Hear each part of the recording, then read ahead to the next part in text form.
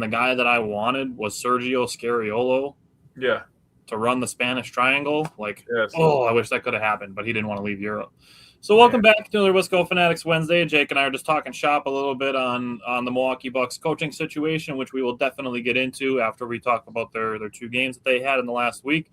And then we'll also be joined by Mike to cover the Badgers loss to Nebraska from last week as well. But we're going to hit the intro and we're going to get started with the Bucks. Welcome to another episode of the Wisco Fanatics Show, where we cover the Packers, Bucks, Brewers, and Badgers basketball and football teams from an optimistic and realistic perspective. Wisco Fanatics is brought to you by Cardboard Legacy, Wisconsin's most complete sports card shop. Buy, sell, grade, and consign all at their location in Oshkosh.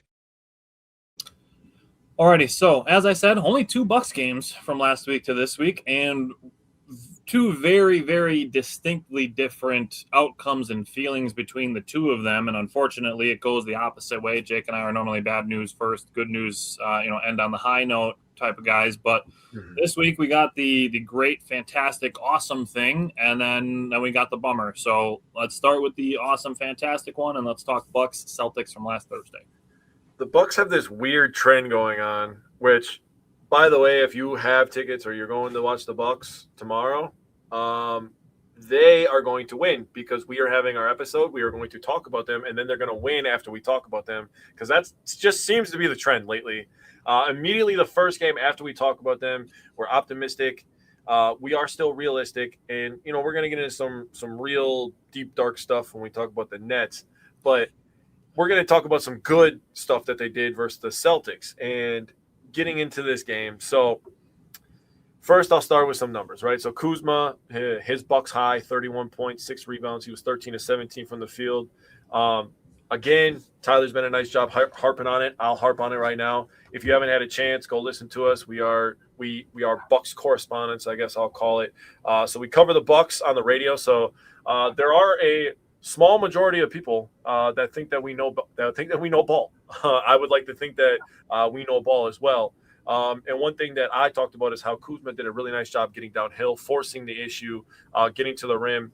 And I also talked about how he is so much better finishing with the left this year. There was a lot of times versus that Pacers series last year in the playoffs where I was like, Kuz, just go up with the left, my boy. Go up with the left and you'll finish that. Or you're going to get fouled, one of the two, right? And he's done a nice job this year, obviously elevating that part of his game. Talk about Gary Trent Jr., a guy who's been not consistent enough, I guess is the nice way that I'll say it. But, getting him going a little bit the last couple of weeks. I mean, 3 for 6 is a little bit more normal. Getting him some more shot attempts. He's in double-digit scoring now, kind of on a more consistent basis. So that's a positive thing that you can take away from any game, win or loss, right? Now talk about Kevin Porter Jr., triple-double for KPJ. This is the KPJ that I think this team needs. He's aggressive on defense. He could be a very good playmaker. He can get downhill, break down the defense from the inside out. 18 points, 10 rebounds, 13 assists. So he also helped with the rebounding. The Bucks actually won the rebounding battle in a game. That's crazy to say, right? Only took 10 shots. Then you get the Bobby Portis. This is the Bobby Portis that the Bucks absolutely need. Not exactly just the scoring output because he's not going to score 27. He's not going to score 30. He's not that guy anymore. But if he can give you 17 and he can rebound and he can show the toughness and he can play with the swagger and he gets in a guy like Jaylen Brown's face, I'm not going to repeat what he said because I'm not allowed to. But he said some things, and that's the Bobby that we need, the fire. He was 11 of 13, 5 of 6 overall. So talking about this game, the Bucks' energy in the first half really was lacking is the word that I used. I could have used a lot of different words to explain how they looked in that first half. But lots of open three-point attempts and makes from the Celtics. The Celtics were absolutely on fire in the first half. 11 of 23 overall from 3. Pritchard and Walsh both had three-pointers each by themselves. So that's 6 of the 11 right there from those two guys. Walsh isn't really a household name, but he's played a lot of minutes for the Celtics this year. Now, hardcore numbers, what I have from the second half. Do you want me to hold on to this? Because I'm just going to talk about how they played in the second half. Go ahead, because I'm just going to pile on. Okay, so I wrote down 5 players from the Bucks and 5 players from the Celtics, and their shooting numbers from the second half. The 5 players that I thought impacted the game the most on this day. So for the Celtics, I have Pritchard, Hauser, Derek White, Anfernee Simons, and Jaylen Brown. So just Pritchard in save the second Hauser half. for last and let me use him as the transition. Use who? Hauser. Okay. I will not talk about Hauser. He was terrible. I will say that. So Peyton Pritchard in the second half, 0 for 6 overall, 0 for 5 from 3. Skip Hauser. Derek White in the second half, 1 for 5, 0 for 4 from 3. Anthony Simons, 1 for 6, 0 for 4 from 3. Jaylen Brown, 5 for 12, which looks good when you look at everybody else.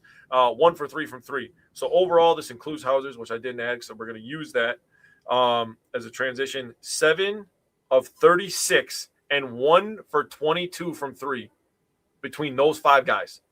That is absolutely horrible. The Bucks played much better defense. They played a little bit more physicality. The refs actually weren't calling some ticky-tack stuff, I thought, in my opinion. Now, did the Celtics absolutely miss some shots? Yes. But it's a mentality thing, right? So now we go over to the Bucks. This is just second half numbers. I have Bobby, KPJ, Kuz, Miles, and Ryan Rollins. Ryan Rollins, 1 for 2. His one make was from 3, so 1 for 1. Miles Turner took 1 shot. It was a 3-pointer. He missed it, 0 for 1. Kuzma, 6 for 8, 1 for 1 from 3. Left corner, by the way. Yeah. KPJ, 2 for 3, didn't shoot a 3-pointer. Bobby Portis, 7 for 9, 4 for 5 from 3. 3 of his 4 3-pointers were in the corner. One of them was the one that I mentioned before where he got in Jaylen Brown's face and was talking net-ish. So overall, those 5 from the Bucks were 14 of 23. So they took 13 less shots, made 7 more, and they were 6 for 8 from 3-point line. The efficiency was insane for the Bucks on this day between those 5 guys, and the Celtics just absolutely shit all over themselves in the second half. I think it's hilarious looking at the tale of two halves when it comes to the three-point shooting, being 11 of 23, which is just shy of 48% in the first half, and then being 3 of 26 as a team, which is 11.5% in the second half. To me, that's hilarious because they shot more threes when they weren't hitting them than when they were. Like, they're just trying to shoot themselves out of it, which, is a thing, but missing 23 times, like, damn, take a dribble in and take a mid-range, like, for real, something, get yourself closer to the basket. Somebody's got to get to the rim. That's got to be Brown's responsibility as a superstar of that team to get to the rim, right? And to the other guy that you left out being Sam Hauser, I wanted to leave him out and single him out just because him and AJ Green have the exact same contract. Yeah. They both have 4 for 45s to be shooters. And AJ Green didn't play in this game, so I'm using him to take a stab at Sam Hauser, but also to give some context into AJ Green for anybody who thinks he's overpaid, which would be a ridiculous notion anyways. But Sam Hauser shot 0 for 10 in this game, 0 for 9 from the three-point line. You want to know what AJ Green's worst game ever was? Yes, I do. A couple times he's been 0 for 4. Those are his worst games ever. He's had a couple 0 for 4s. Really? Sam Hauser dropped an 0 for 9 last Thursday. Damn. 6 of those 9 were in the second half. He was 0 for 6 in the second half. Woof. It's great. So AJ Green never had a game even close to that bad. Never had a game even half it that bad.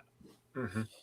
So the Bucks killers were kept in check, like Jake said, with Peyton Pritchard and Derek White. The Bucks did allow 13 offensive rebounds, but only 10 second chance points. So, keeping teams around, looking at like where the league averages kind of sit, keeping teams around 11 offensive rebounds and under 15 second chance points. Those are about the league averages. So if the Bucks can keep opposing teams under those numbers, I'm not going to freak out about it. Mm-hmm. The Bucks, this is a fantastic stat, and this is something absolutely that could be talked about with the Nets game.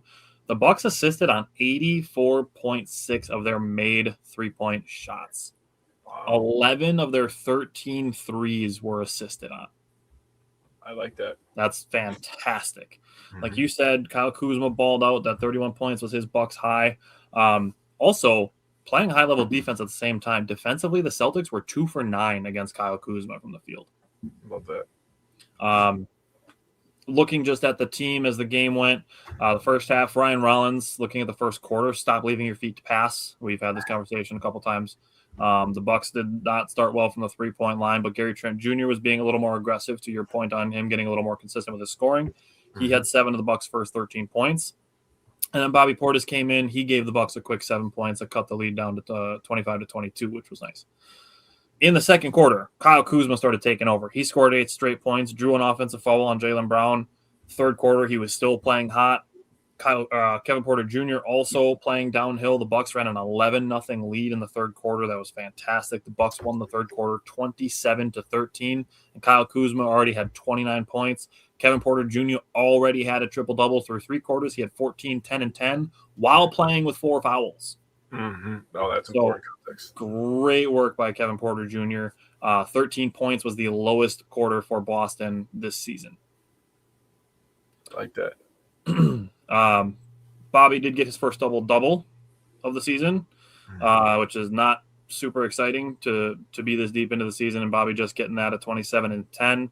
But the Bucks did end a 5-game winning streak by Boston. They were down 14 to lead by as much as 20 and win by 15. That's great work by the Bucks. So the second half defense was so much better. And then just a couple other things. I had this written down before the game even started that I was going to compare this out. So Boston averages 18.6 free throws per game going into this game. That's number 30 in the NBA. So there cannot be a team farther away from league average than number 30. Yep. They average, just call it 19 free throws a game. They shot 16 in the first half. They sure did. Bucks shot 8. Sure did. And the Celtics, on a decrease, only got 9 in the second half. So they did finish with a league average 25 free throws. But they were also shot chucking in the second half. Yeah. So I don't want to hear shit about the Celtics not getting more free throws in the second half. All they did was chuck threes. They literally shot more threes in the second half than they did in the first half. Mm-hmm. The Bucks did get 3 more free throws than the Celtics did in the second half, but with aggressive as Kyle Kuzma was playing, to your point, he should have had more than 5 free throws in this game. Yeah, it's crazy he doesn't get more calls, honestly. He got the Giannis treatment. It's just another way to feed into calling Kyle Kuzma great value Giannis. But when he's playing like this, he is not available in trade talks. Yeah, he's off the board for me. Yeah. Him, KPJ off the board, Ryan Rollins off the board. I don't know that I'd say Ryan Rollins is off the board. He's only 23 and he's on a decent deal. I get that. But okay, listen, let's say there's very, very, very small amount of rumors on this, but let's say the Bucks could get Kawhi Leonard. Would you still say no to trading Ryan Rollins? That's such a tough spot for me to be in because I'm reading about this interview about Kawhi where when he got traded to Toronto, there's a quote from Fred VanVleet where Kawhi said, "I don't know why they traded me. I don't want to be here." Like Kawhi literally said that word for word. So hearing that was the last time that Kawhi was good, and that was a long time ago. I mean, that was Chris Middleton had two fully healthy legs ago. Drew Holiday was young and in his prime ago. Mm-hmm. I'm not gonna lie. I think I would say no. I don't know if Kawhi's locked in. And I'm trying to think of a big name, a trade that would be a big deal, a big splash. If you could guarantee me that Kawhi's gonna lock in to try to win the title, that's an absolute yes, no brainer. But without guaranteeing that, it's tough to say yes to that, honestly. What about Lauri Markkanen? Now, Markkanen makes a lot of sense for me for a lot of reasons. Length, shooting. He's a freaking bucket. He has a post-up game. He has a handle. He makes a lot of sense for me. So I'm saying yes to that deal. Okay. So not untouchable, but I mean, discretionary if it comes to for the right guy. Right. Yeah. But yes, I mean, right now where I'm at with Kyle Kuzma, he is not tradable. No. I've went from 75 to about 85, and now I'm at about 95%. Kyle Kuzma is not tradable. Yeah. Which is a wild thing to say because 6 months ago would have been do the first deal you can for him. Dude, seriously, I think everybody that was a Bucks fan was like, why do we have Kuzma? Yeah. Whose contract can we trade him for? You're right. And then the last thing I wanted to end on with the Bucks and Celtics game is Gary Harris. He was 0 for 3 from the field. He scored 0 points, but he had 2 rebounds, 2 assists, and a block. But he was a team high plus 26. Yes. So, even if you're just watching this game and you'd be like, oh, Gary Harris didn't score, I don't give a shit about him. If you are a young person who watches and plays basketball, let Gary Harris be an example that you can affect a game very strongly, the most strongly out of anybody on your team, even without scoring. There's so many things that don't go into a box score, like understanding spacing, running to the right spot, making yourself available for a shot, making the extra pass. I mean, he getting tip outs. Like he does so many extra little things that don't go. And this is why we say don't be a box score watcher, because they're not going to put that in there. But watching the game, he does so many things. He helps dig out rebounds. He helps box people out. He does all the little things. He's a professional. Yeah, and that's making the right passes. Yeah, he's a good player. I really like Gary Harris signing when we did it, and obviously it's showing why. Yeah, and I honestly, when the Bucks signed him, I thought he was going to be basically Gary Trent Jr.'s backup. Yep. And he's been a different type of role player that, I don't think that the trade interest would be very high on him, but I'm okay with keeping him around. Oh, 100%. I like him in his role. He's a good replacement for Pat Connaughton, honestly, who was another guy who also seemed to just make the right play. That makes make a lot of sense. Well, when I'm thinking I just talked myself into it, honestly, like live on camera, like, oh, he helps box out. He runs to the right spot. He makes the extra pass. That's Pat Connaughton, bro. Shit. Well done. Way to put a nice little bow on that on why we like him. Thank you. I mean, being willing to dive on the floor and play tough defense, like that's well done. Yeah. Okay. Anything else you want to say, Bucks Celtics? No. God. Let's do it. All right, let's do it. All right, so the Bucks lost by 45 points to a bad team. That's obviously not good. And listening to like Kyle Kuzma talk about it after the game, like this is a team that's trying to be bad. And we'll talk about Doc Rivers when we get into the what's next, but he made a good point that the Bucks are 11-16. We don't get to talk like that. Nope. So say what you will about Doc Rivers, he's got the right mindset, at least when it comes to being realistic. Yep. You cannot like what he's doing with the scheme and stuff like that, which is fine. Like that's the conversation we're going to have in a couple minutes, but he's got the right mindset when it comes to where the Bucks are realistically. Yeah. And that's something that might honestly serve into kind of some of the points we're going to make when we get past this game. But honestly, looking through the matchups, obviously seeing how this game went, literally nobody matchup-wise played good defense. And I would say that's evidenced by nobody on the Nets reaching 20 points, but 9 players scoring in double figures. Yeah. That's absurd. And I get that the Nets had a shit ton of first-round picks this year. And, and they have Michael Porter Jr., who is a known shot chucker, but damn. Yeah. As a team, the Nets shot 52.9% from the field, 44.2% from the three-point line, and 94.7% from the three-point line or from the free throw line. Yep. It's incredibly efficient. And then, oh God, this number hurts. The Nets had more assists than the Bucks had made field goals, 33-31. Yup. That is gross. That's so gross. Bucks had 20 turnovers. The Nets turned it into 28 points off turnovers. Gross. Yep. I will say Kevin Porter Jr. finally played like a human being. He was kind of robotic, crazy efficiency when he came back from his injuries. So it's good to see that he is in fact human and not not like a cyborg or something. He's not a Tesla robot. Yeah. So Kevin Porter Jr. had to find finally a human game. And the last thing I'll say before we get into like the what's next aspects of things I want to say is Bobby Portis over the last couple games might be playing himself into some better trade value. So that's nice. But yeah, I didn't have a lot of nuanced stuff with this one. It was the numbers just were not good. Obviously the eye test was not good. Yeah. And yeah, this is one of those games where, we would just, come and look and, find something to just be like, all right, okay. Yep.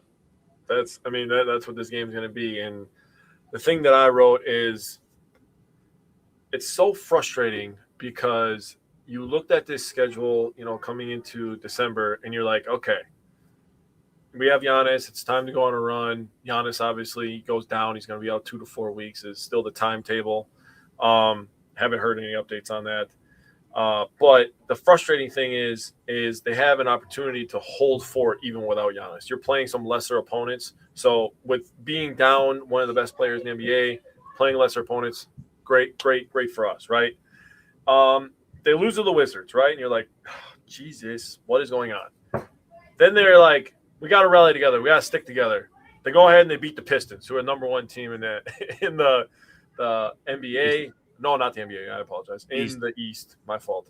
Then they lose back-to-back games versus Sixers and the Pistons, which you expect them to lose that second game to the Pistons while they're playing. The 76ers were on the second half of a back-to-back coming into your house, and you had rest. That's a game you got to win. And the Bucks' energy did not match.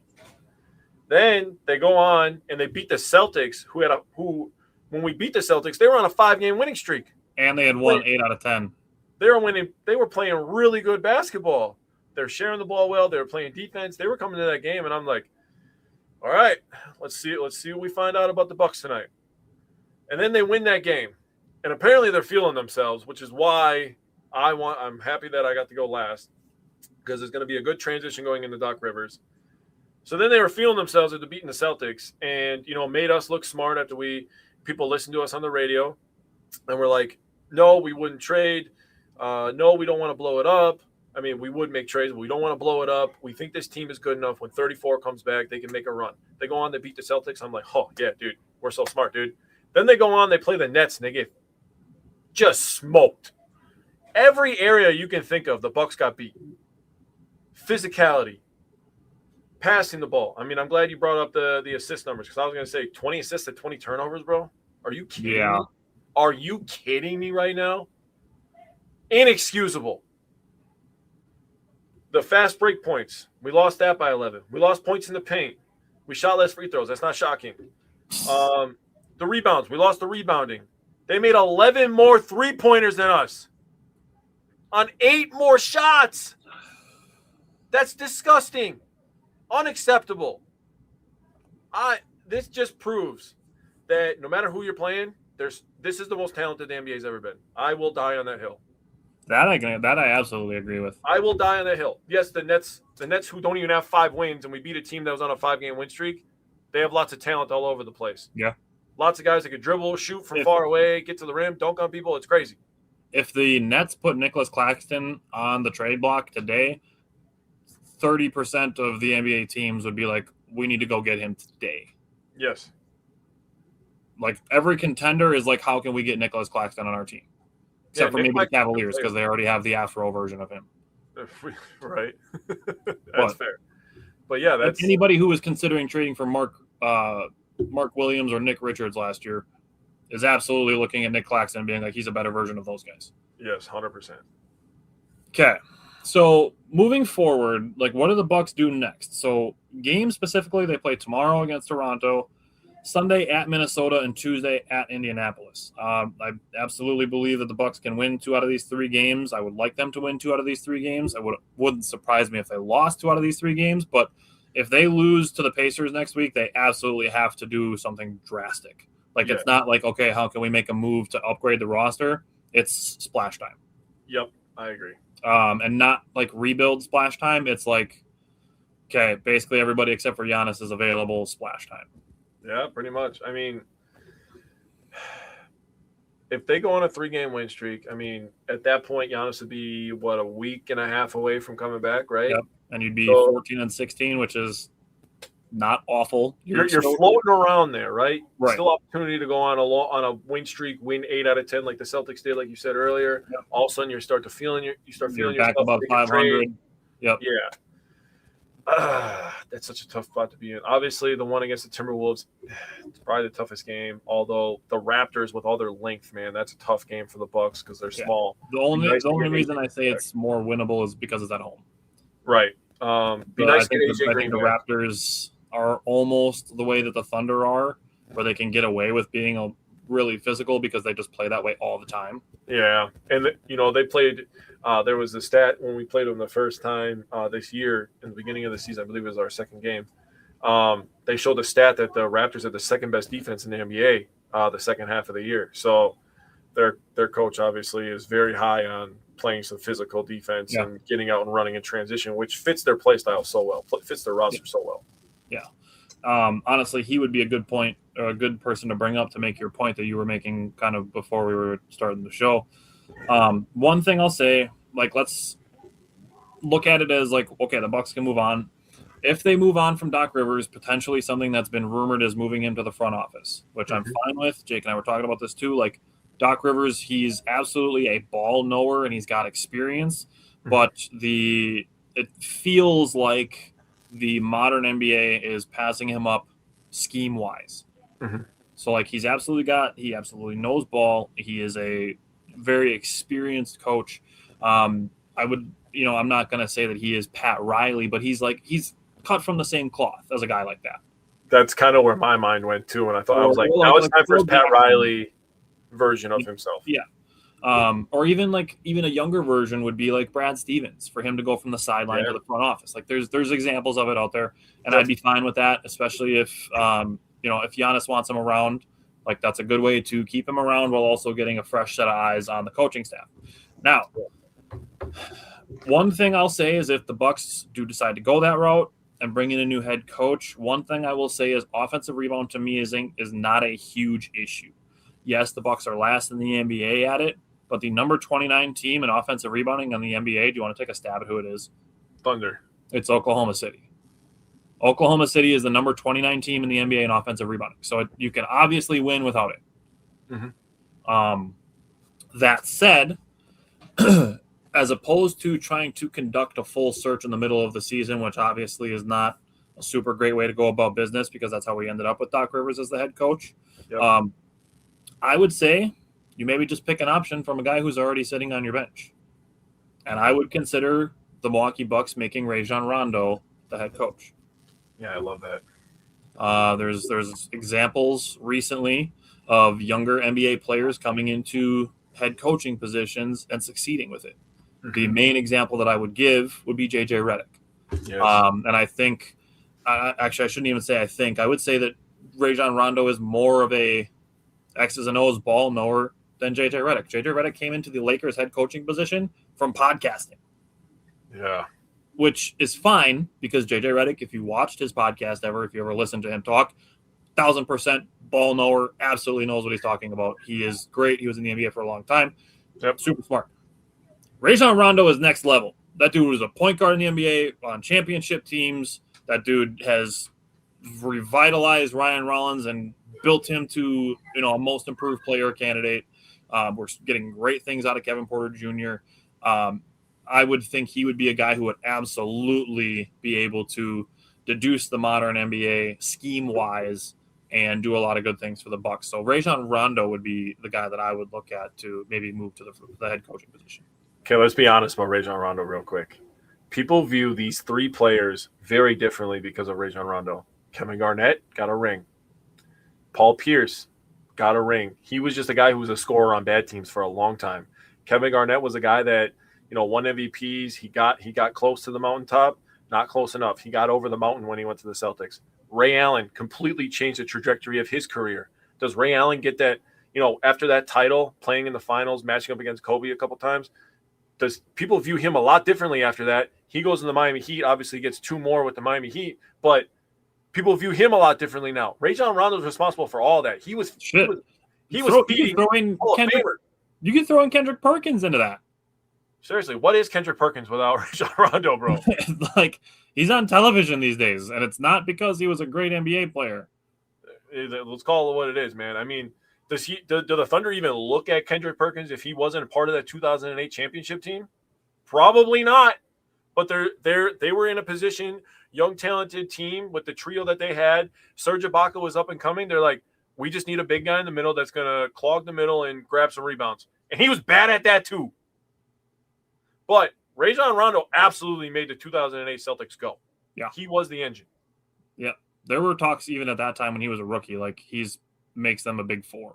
Yeah, I mean, you look at how Kevin Porter Jr. played against the Celtics, to kind of bring this full circle. You look at how he played, he kind of looked like Rajon Rondo, to be honest with you. Low score. I mean, he got to 18. That's not super scoring. He had high assist numbers, 10 rebounds, aggressive on defense. using his length on both ends of the court, that's Rajon Rondo-esque in my opinion. That's very, very fair. So I love your idea of Rondo being the head coach. I think that would be awesome. I would love that.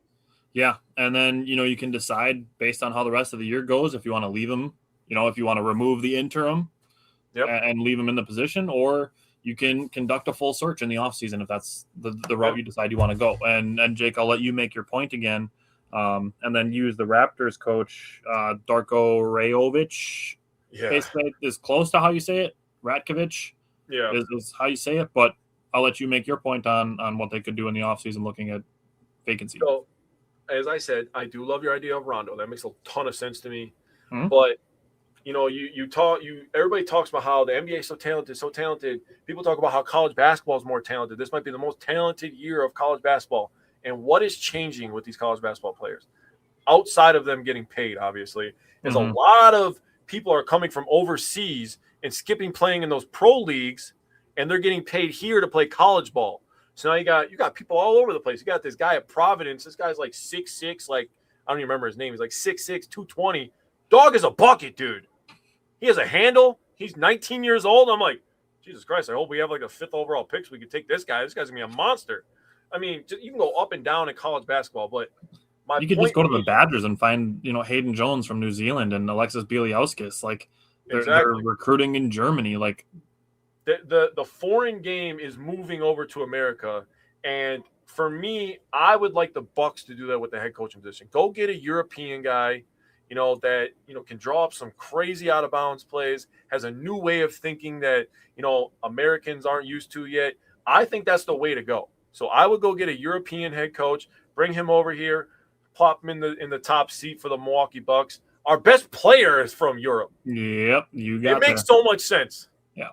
Let's do it. Yeah, I'm absolutely on board with that idea as well. All right, anything else you want to say about the Bucks? Please just get on a winning streak. Yeah. If you're interested in hearing us talk more about the Bucks, obviously come back here again next Wednesday, but you can also tune into the Wisconsin Sports on the Go show with Trage tonight on WOSQ 92.3. If you Google it, click the little watch live. We will be on their evening slot on Wednesday nights. Alrighty. Anything else with the Bucks? We'll probably start discussing some trade candidates here soon. If they don't make any moves in the next couple of days, we'll probably put together a candidate list and maybe some potential packages that we could see the Bucks looking for. Other than that, we're going to bring in Mike and we're going to switch to Badger basketball. So only one Badger basketball game last week, and it was a pretty ugly loss to Nebraska. Obviously not one that's going to be super fun to talk about, but you're going to get some optimistic and realistic perspectives from us anyways. But we're going to start with Mike and the guards. Yeah, this game's going to be difficult to talk about, to say the least, right? Rip the Band-Aid off, get it over with. Yeah, we're going to get this out of the way because, there's a lot of call-outs I'm going to make first, but I'm just going to go through the guard stat line. Nick Boyd, 30 minutes, 20 points, 7 of 16 shooting, 2 of 8 from 3, 3 rebounds, 4 assists. Did have 3 turnovers, which isn't the greatest, but he was he was the leading scorer that night, tried to carry what he could for the team, but ultimately it didn't work out too well, but is what it is. But then Jack Janicki, he had played 18 minutes, 2 rebounds, didn't have much to show for that game last week. I was not particularly too impressed with his game, and I think at this point of the season, with a player like that who has shown flashes, especially from last year, I do think he's not living up to his potential, at least so far, from what I can tell. At this point of the year, I personally have expected more out of him at this time where we are. But last week I really I don't want to say there was no use for him out there on the floor or anything like that, but we need production from our bench. Yep. He's the seventh man, I guess, in this case, with Austin Rapp coming off the bench first. But we need more production from him, and we can't have you play 18 minutes and just get 2 rebounds and call it a day. We need you to be productive. And I do kind of have a bone to pick with him. So, and I did want to call it Hayden Jones because Greg Gard, after the game, he was literally the only person that he called out after the game as to who may have played decent defense out of anybody there was Hayden Jones. He got in there for 5 minutes and he grabbed 4 rebounds, right there. What did I just say before? Jack Jedicke, 18 minutes, 2 rebounds. Hayden Jones comes in for only 5 minutes, gets 4 rebounds right away. So that's why I wanted to call out with him real quick. But I guess overall, well, God, where do you start, right?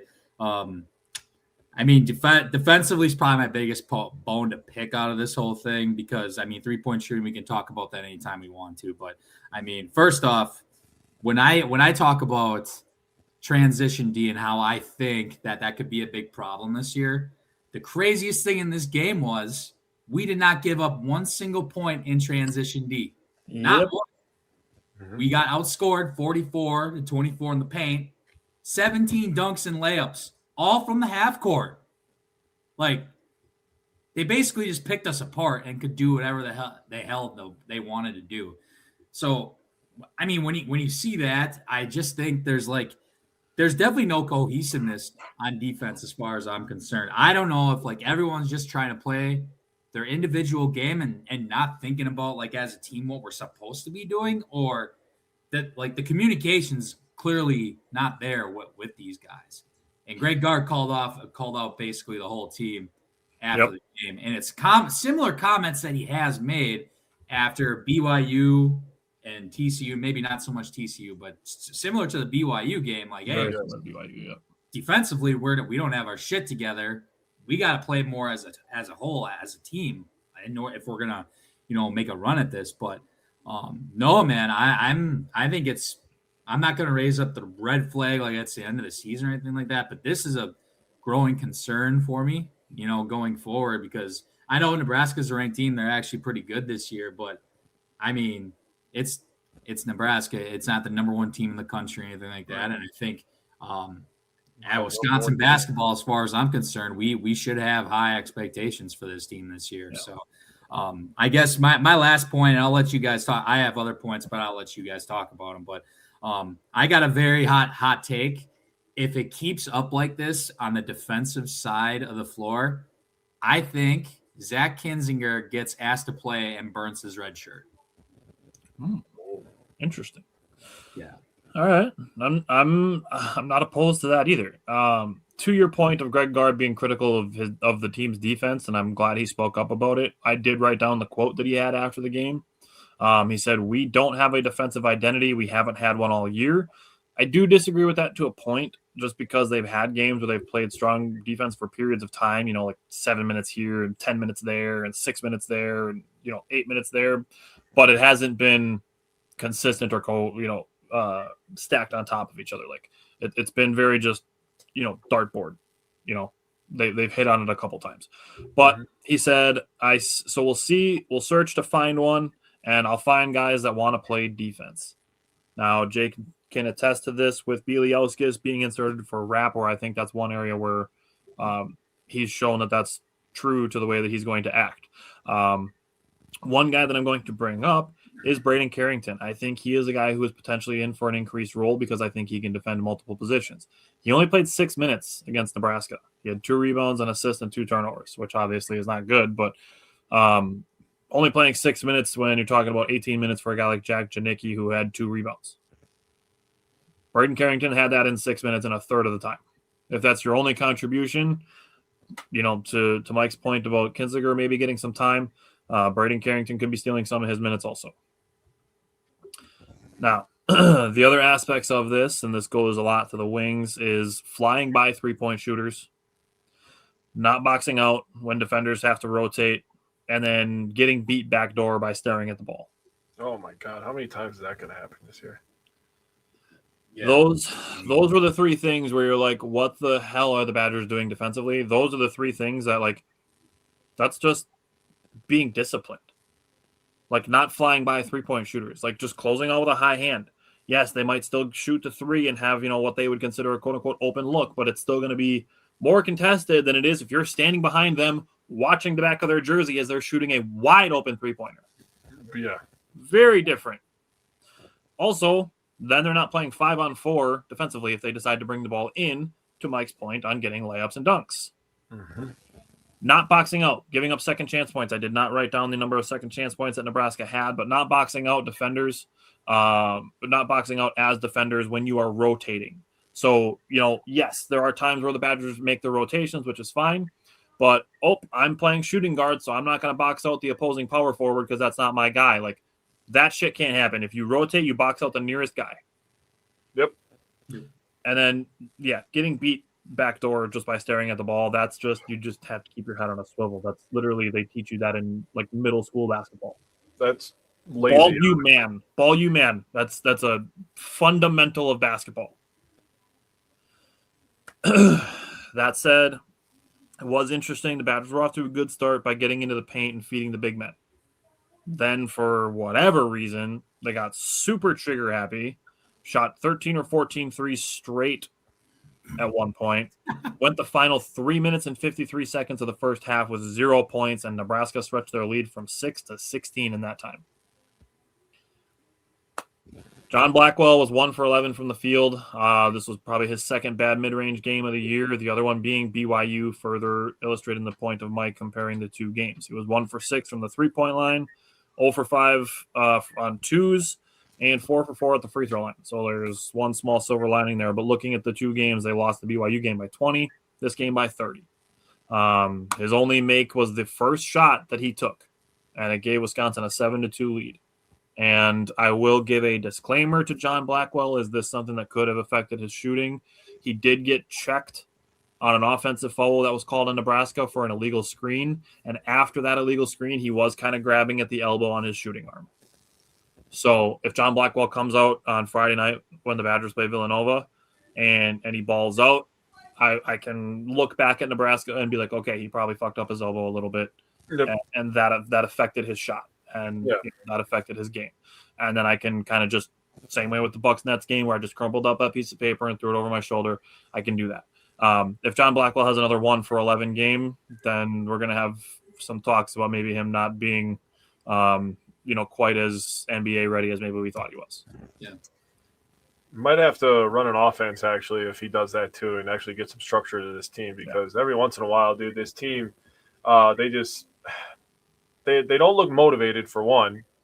And I think that might have something to do with not having an offense that they really run. They kind of just freelance, and they kind of AAU style this kind of thing a little bit.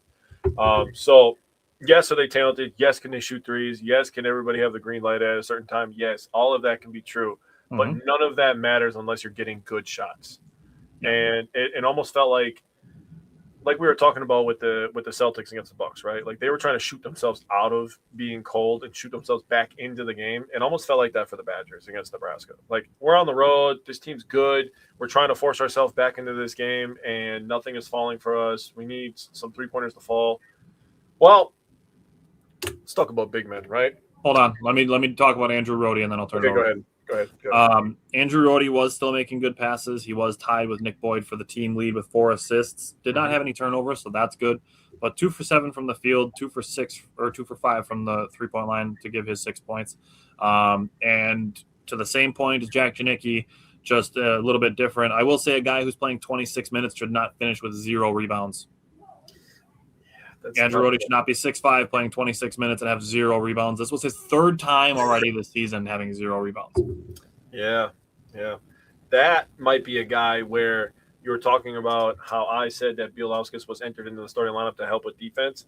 That might be an opportunity. Now, I'm not saying that Rohde's been playing that bad, but you start a guy like Braden Carrington who is willing to go get some rebounds, and you move Rohde to the bench, make him like the 6-man role. Like, hey, you're going to be the Manu Ginobili of this team. You're going to be our point forward of the second unit. Yeah, I would. That would be a move that he's passing really well. There's nothing wrong with the way that he's playing offensively, even though he's not being as efficient as maybe I'd like him to be. He's still making great passes, but you got to stick your nose in there a little bit, especially for a guy who's willing to play on-ball defense. I mean, the first 3 weeks of this season, I said Andrew Rohde's playing really strong on-ball defense. Like, he's not afraid to stick his nose in there. Go get a damn rebound. Yeah, seriously, I agree. So let's talk about the big men. Okay, this is it's going to be tough. All of this conversation was tough. So we start with Bielauskas, 8-4-1, 3 of 5 from the field, 1 of 2 from 3. He had a block. Nolan Winter, 10.6 rebounds, and assists, 5 for 9 from the field, 0 for 1 from 3.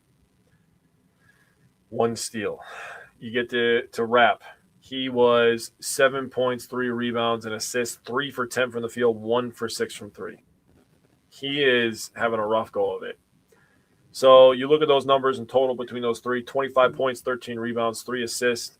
They shot 46% from the field, 11 of 24, 2 of 9 from 3. That's 22%. They had 1 block, 1 steal. So that is the impact at the top, the triangle of big men had up for the Badgers.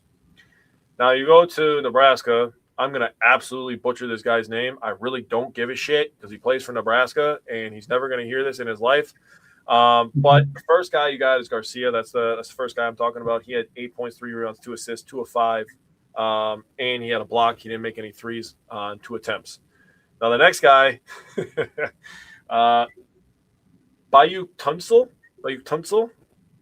I don't remember his name. To be honest with you, I watched most of the second half when they were losing on very low volume because I did not want to hear that crowd. Yeah, I'm just going to be completely transparent about that. He had 14 points, 5 rebounds and assists, 4 for 5 from the field, 2 for 2 from 3. He had 2 blocks and a steal. So he's impacting both ends. He's stretching the floor. He's blocking the ball. And he was boxing out really well, I thought. Now you get to their star. That's Mast. 17 points, 10 rebounds, 2 assists, 8 of 15 overall, 1 of 6 from 3. So of those misses, he was 8 of 10 inside the arc, and he was controlling the pace by himself. He was almost, and now he's not the playmaker, so I'm not comparing that, but in the way that Nikola Jokic can control the pace of the game from the post, that's the same feel I had. Like, bro, this guy is absolutely puppetry right now. He is dominating us. And there was nobody that was wearing a Badgers jersey that was ready or willing to take that on. And he knew it. He was ready for all of them. So overall, they went 39 points, 18 rebounds, 5 assists. They shot 56% from the field. And thank God they shot bad from 3, or they might have scored 120 on us. Yeah. They also had 3 blocks and a steal. So these are just the numbers, right? And when we get into the conversation and talk about these things, I had so much shit I was going to say, and I was pissed, dude. I literally had to shut my notebook the other day. But then I heard Nolan Winter talk, and I believe that was yesterday or Monday. Was it Monday that he talked? I don't remember. Yeah, it was like early this week or maybe it was Monday, I believe. Yeah. And Nolan Winter talked, and it calmed me down a lot because he talked about how the upperclassmen have to show the younger guys what it means to be a Wisconsin Badger. The pride you have to play with, the physicality you have to match. So all the things I was going to say, I'm like, okay, you know what? I'm going to be fair. I'm going to give Nolan Winter and John Blackwell, the guys who should be the leaders of this team, they've been here the longest, I'm going to give them an opportunity to prove what I was about to say wrong. So I'm going to hold on to some of my things, but let me tell you, if they come out versus Villanova, I am going to be letting loose. I'm going to give them the opportunity to really show me something here. They have an opportunity to be better, okay? So, Nolan Winter, you saved me from going on a cussing rampage right now, so I'm going to hold it in, but just know it's in there. That's all I'm going to say. All right, so it's in the dormant stage. It's right here. We have Friday against Villanova. This game is taking place at Fiserv Forum, so it's a glorified home game for the Badgers. The other thing I'm going to say for next week we're moving the show from not on Christmas Eve to next Tuesday. So we will be double dipping shows next Tuesday. So we'll have this show and our Packer show next Tuesday, so join us for that. Other than that, we will see you guys next week, and we'll see you before Christmas. So we'll get a chance next week to say Merry Christmas and everything. So other than that, we'll be back with some more basketball next week, and we'll see you guys on Tuesday. Later, fellas. Later.